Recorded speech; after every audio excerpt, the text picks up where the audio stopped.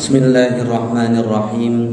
Assalamualaikum warahmatullahi wabarakatuh. Bismillahirrahmanirrahim. Qala musannif rahimahullahu ta'ala wa nafa'ana bihi wa bi ulumi fid dharain amin. Ghazwat Tabuk wal kitab tani ila Hiraklin. Jadi masuk pada pembahasan Ghazwah Tabuk atau perang Tabuk sekarang. Kemarin alhamdulillah kita sudah menyelesaikan kaitannya tentang perang Hunain dan pengepungan kota Taif, tempat di mana Rasulullah Sallallahu Alaihi Wasallam disusui oleh Halimatus Sa'diyah. Kita lanjut pada pembahasan ini adalah pembahasan perang Tabuk. Ya, jadi perang Tabuk ini terjadi pada tahun Syahrul Rajab minal am tasi dzil hijrah, ya. Jadi masuk pada bulan Rajab. Ya, jadi pas banget sekarang kita sudah memasuki di bulan Rajab dan tentunya ini seperti mengulang kembali. Jadi Rajab dahulu kala ketika Rasulullah pada waktu itu melakukan persiapan perang untuk perang Tabuk. Yang mana perang Tabuk ini terjadi pada tahun ke-9 Hijriah, ya. Jadi pada tahun ke-9 Hijriah ini Rasulullah setelah perang Taif kemudian dia lanjut lagi untuk perintah yang Allah perintahkan untuk melebarkan sayapnya. Yang mana pada waktu itu Rasulullah cuma orang mengatakan perangnya cuma di wilayah Jazirah Arab aja. Nah, dan kemudian baru nih keluar pada era perang Tabuk ini. Nah, jadi ketika Rasulullah pada waktu itu, ya, jadi perang Tabuk ini adalah ada yang mengatakan perang Ghazwah Tabuk ataupun Ghazwah Usrah, ya.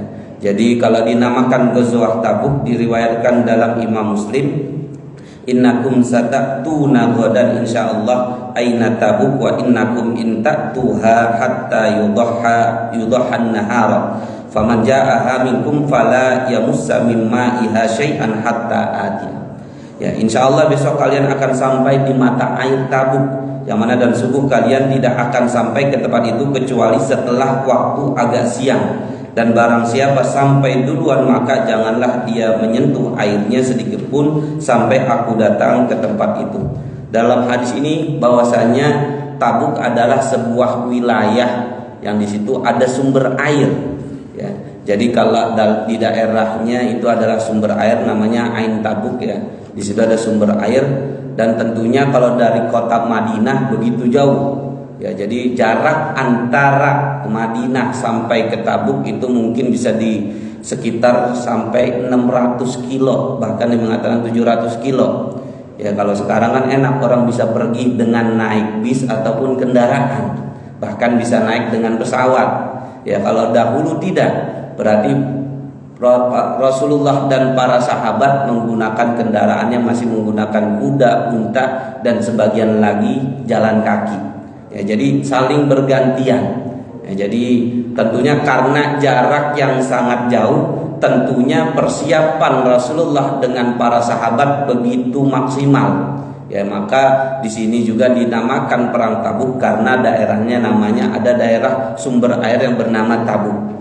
Dan kemudian dinamakan juga perang Usrah, ya.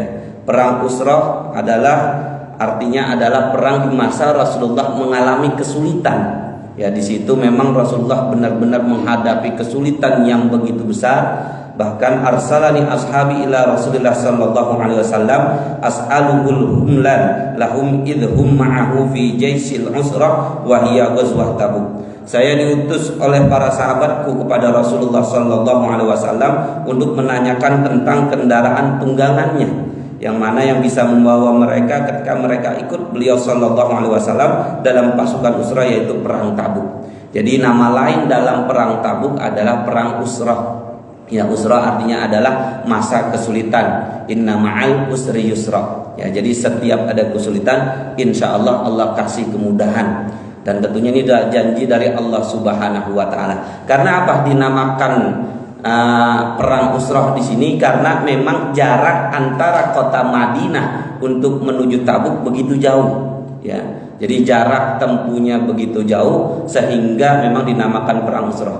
Dan ada yang mengatakan juga dinamakan perang Usrah di sini adalah ketika pada waktu itu musim dingin sudah selesai, sudah masuk akhir musim semi dan sudah masuk di musim panas untuk dalam perang Tabuk ini. Jadi ketika Rasulullah melaksanakan perang itu lagi panas-panasnya, sehingga para sahabat pada waktu itu ketika dalam perjalanan begitu letih dan lelah karena saking jauhnya dan panasnya.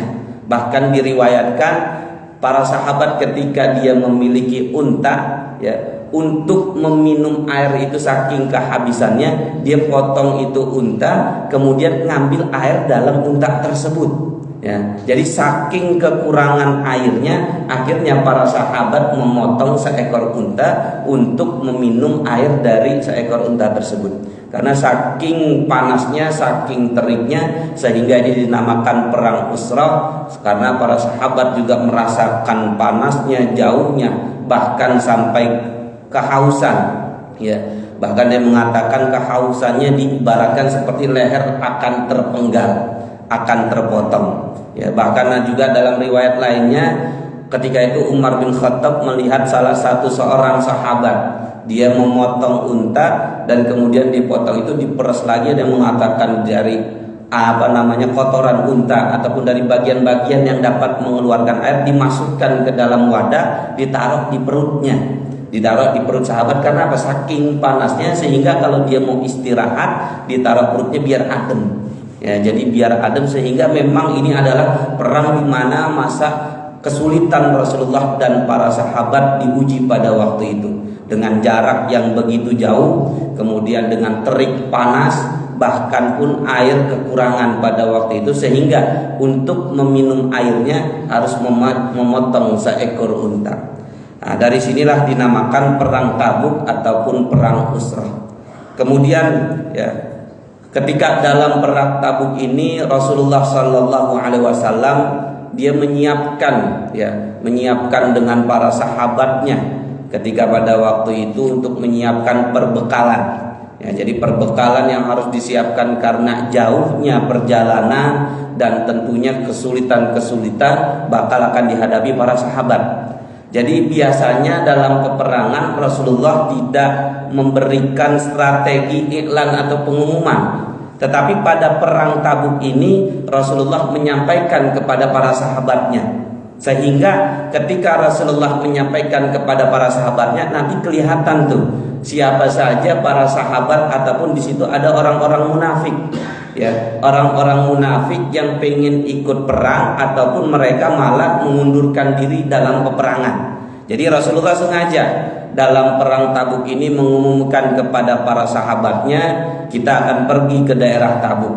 Kita akan menyerang daerah Tabuk, dan ketika itu adalah daerah yang mana Romawi ya pada waktu itu menguasai wilayah-wilayah yang pada waktu itu sangat kuat. Karena dalam perang Tabuk ini Islam melawan Romawi. Romawi lagi masa jaya-jayanya, karena Romawi dapat mengalahkan Persia. Sehingga pada waktu itu Rasulullah alaihissalam pada waktu itu diperintah sama Allah untuk melanjutkan perang. Yang mana sebab dalam peperangan ini adalah terjadinya karena untuk melebarkan ya dakwah Rasulullah, yang mengatakan Rasulullah dengan para sahabatnya cuma jago kandang, ya cuma di daerah Jazirah Arab aja, mungkin wilayah Mekah, Madinah, kemudian daerah Taif ataupun wilayah kabilah-kabilah yang dekat masih Jazirah Arab. Ya, sehingga pada waktu itu Rasulullah berusaha ingin menaklukkan Romawi. Ya, jadi makanya disitulah terjadi peperangan. Dan ada yang mengatakan ini juga salah satu perang terakhir yang diikuti oleh Rasulullah Shallallahu Alaihi Wasallam. Jadi ketika dalam peperangan ini bahwasanya orang-orang munafik pun banyak yang akhirnya mereka merasa takut, ya mundur kelihatan, ya karena dari perjalanannya yang jauh, dari kesulitan-kesulitan yang akan dihadapi, baik nanti kekeringan, kehausan dan lain sebagainya, disitulah kelihatan. Makanya para sahabat yang benar-benar ikhlas kelihatan dalam perang Tabuk ini. Makanya nanti pada waktu perang Tabuk itu kelihatan mana orang munafik, mana yang benar-benar ikhlas untuk perang di jalan Allah. Jadi pasukan Islam pada waktu itu memang pasukan yang lumayan paling besar, sekitar 30 ribuan. Jadi pasukan Islam dalam perang Tabuk Rasulullah mengumpulkan sekitar 30 ribu, yang mana dalam perang-perang sebelumnya masih di bawah 20 ribuan. Ya mungkin 15 ribu ataupun sekitar 10 ribu atau di bawah 10 ribu. Tetapi dalam perang Tabuk ini Rasulullah menyiapkan perbekalan yang begitu kuat. Pasukan juga dibuat sebaik mungkin, sebanyak mungkin. Sehingga karena apa? Pasukan Romawi lebih dari itu. Ada yang mengatakan sampai 40 ribu bahkan ratusan ribu.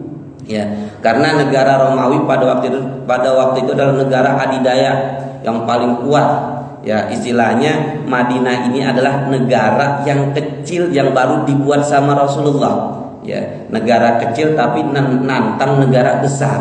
Mungkin bisa diibaratkan ada negara kecil nantang negara adidaya Amerika. Ya, dan lain sebagainya. Jadi diibaratkan seperti itu, negara yang baru dibuat oleh Rasulullah tetapi pengen menyebarkan Islam dan melaksanakan dakwahnya ke daerah Romawi. Jadi dalam perang Tabuk ini Rasulullah mengumpulkan sekitar 30 ribu. Bahkan dalam surat At-Taubah. Jadi dalam perang Tabuk ini banyak ya dijelaskan dalam surat At-Taubah, yang mana di ayat 117. A'udzubillahi minasyaitonirrajim. Laqad taballahu 'alan nabi wal muhajirin wal ansari alladziina ittaba'uhu fi sa'atil usrati min ba'di ma kada yazighu qulubu fariqin minhum tsumma taba 'alaihim innahu bihim raufur rahim. Sesungguhnya Allah telah menerima taubat Nabi, orang-orang muhajirin dan orang-orang ansar yang mengikuti Nabi dalam masa kesulitan. Setelah hati segolongan dari mereka hampir berpaling, kemudian Allah menerima taubat mereka itu. Yang mana ketika Rasulullah mengiklankan atau mengumumkan peperangan, memang sebagian para sahabat juga ada yang takut. Kalau orang munafik jelas mereka tidak mau ikut dengan Rasulullah. Ya, bahkan mereka membuat isu-isu sehingga biar orang muslim ini nggak ikut perang bersama Rasulullah. Ya, jadi ditakut-takutin tuh orang munafik. Jadi memang orang munafik tujuan masuk ke dalam Islam untuk menghancurkan Islam. Dan kemudian sebab yang berikutnya dalam perang Tabuk ini adalah kisahnya ketika perang Mu'tah. Jadi ketika Rasulullah Shallallahu Alaihi Wasallam mengutus Haris bin Umair, ya ketika mengurus Haris bin Umair untuk ke arah Bizantium Romawi, ya daerah Syam pada waktu itu, tetapi belum sampai di daerah itu sudah dibunuh, sudah dipenggal sama Surahbil bin Amr al-Ghassani. Ya.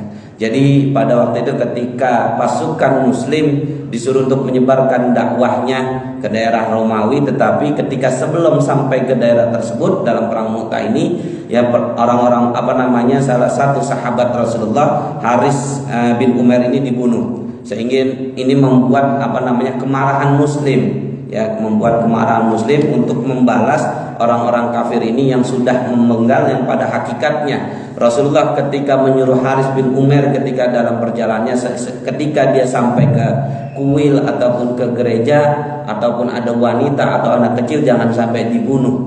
Ya, makanya dakwah Rasulullah tetap dakwahnya dengan kebaikan, dakwahnya dengan kesantunan, bukan dengan kekerasan doang, tetapi Rasulullah awalnya itu dengan benar-benar dengan santun. Ketika dengan santun tidak bisa, baru ya ketika Allah sudah memerintahkan baru boleh melaksanakan perang. Jadi ketika meninggalnya di sini juga ada meninggalnya juga Ja'far bin Abi Thalib, ya. Jadi sepupu Rasulullah Shallallahu Alaihi Wasallam juga meninggal pada waktu itu, ya dalam perang Mu'tah. Nah, jadi sehingga ini membuat orang-orang Muslim untuk membuat pasukannya untuk menyerang kembali orang-orang Romawi. Ya, ketika pada perang Mu'tah pun pasukan Muslim lebih sedikit dari pasukan Romawi, tetapi orang-orang Muslim tidak mengalami kekalahan. Ya, walaupun pasukannya lebih sedikit dari Romawi, tetapi dalam peperangannya ini mundurnya pun masih dalam keadaan terhormat.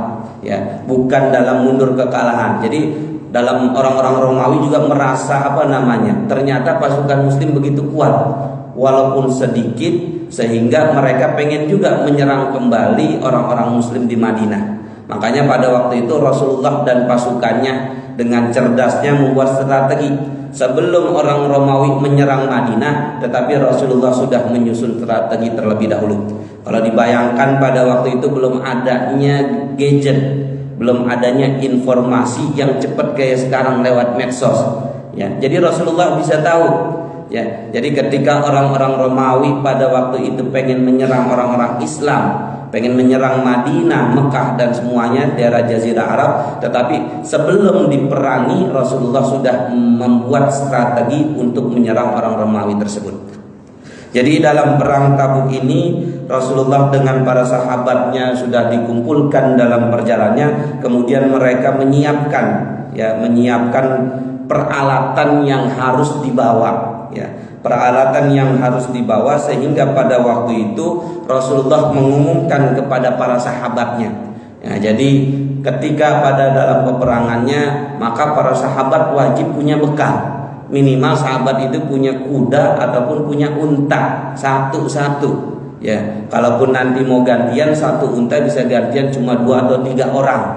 Jadi cuma ada batasannya. Jadi sehingga mungkin nanti ada yang jalan, nanti ada yang naik, saling bergantian. Jadi Rasulullah benar-benar menyusun bagaimana 30.000 pasukan muslim ini, jadi mereka bisa bergantian. Jadi baik menyiapkan untanya, baik kudanya, perbekalan semuanya. Bahkan Rasulullah mengatakan dalam sebuah riwayat hadisnya, man jahaza jaisal usrah falahul jannah. Barang siapa yang menyiapkan pasukan usrah, maka baginya surga. Jadi Rasulullah di sini memerintahkan kepada para sahabat, jadi untuk menyiapkan sebelum melaksanakan perang ke Tabuk, maka hal yang harus disiapkan adalah pasukan. Ketika pasukannya sudah disiapkan, apakah dari setiap pasukan ini memiliki perbekalan yang cukup untuk perjalanan yang lumayan jauh, lumayan sangat jauh, sehingga baik unta untuk dipotong di jalan bisa dimakan, ataupun bisa diambil airnya, ataupun bisa ditumpangi. Jadi mungkin dari sinilah ketika itu ada yang sehingga pada waktu itu para sahabat berlomba-lomba. Karena memang di masa kesulitan, karena memang pada waktu itu lagi musimnya, lagi istilahnya musim panas, musim panen kurma ataupun anggur lagi belum panen, sehingga istilahnya petani belum mendapatkan panen lah. Jadi persiapan dari segi keuangan ataupun makanan sedikit terbatas. Karena lagi-lagi musim panas banget dan panen setiap petani belum pada dapat menghasilkan dari panen tersebut. Jadi cuma beberapa saja yang memiliki harta. Jadi sehingga Rasulullah benar-benar menyampaikan kepada para sahabat, man jahaza jaisal musraf falahul jannah. Kemudian dari situlah salah satu sahabat yang termasuk sahabat kaya, Utsman bin Affan. Ada Abdurrahman bin Auf, Umar bin Khattab, Abu Bakar Siddiq juga ikut andil dalam untuk menyumbang dalam perang perang Usrah ataupun perang Tabuk ini. Jadi ketika disampaikan ini, kemudian Utsman bin Affan menyampaikan kepada Rasulullah, ya Rasulullah, saya akan menyumbangkan 100 unta. Jadi pada waktu itu Utsman bin Affan akan menyumbangkan 100 unta buat dalam perang Tabuk ini. Kalau 100 unta kan masih kurang buat 3.000 pasukan.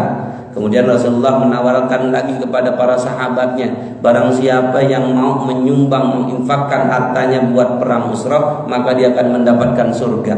Dari situ Utsman bin Affan pengen nyumbang lagi 100 unta ditambah lagi 200 unta. 300 unta jadinya.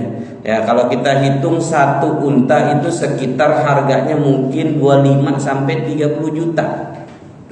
Bayangkan, berarti orang miliarder pada zaman itu. Dia berani nyumbang dalam perang Tabuk 300 unta. Kalau kita hargain minimal misalnya untanya harganya 30 juta kali 300 unta. Itu udah berapa ratus juta, bahkan bisa sampai MM-an. Ini saking dermawannya Utsman bin Affan. Jadi ketika kekayaan di tangan orang kaya, dia bisa menggunakan di jalan Allah Subhanahu wa taala. Sebaliknya, nauzubillah, kalau kekayaan harta itu dimiliki oleh orang-orang zalim, ya na'udzubillah, untuk menghancurkan Islam nantinya, ataupun digunakan bukan hal kebaikan. Maka penting sekali ya, orang kaya itu boleh-boleh saja. Tentunya ketika kita Allah berikan rezeki yang lebih, Allah berikan harta. Kalau kita diberikan kelebihan harta dan kita gunakan buat kebaikan, tentunya di jalan Allah, insya Allah Allah akan tambahkan. Seperti yang dilakukan Utsman bin Affan ini. Ketika sudah menyumbangkan 300 unta, kemudian dia masih punya lagi emas. Nah, ada yang mengatakan sekitar 1000 dirham atau 1000 dinar. Jadi mungkin kalau diibaratkan sekitar 4 kilo emas lebih ya. Jadi kalau misalnya 400 atau berapa kilo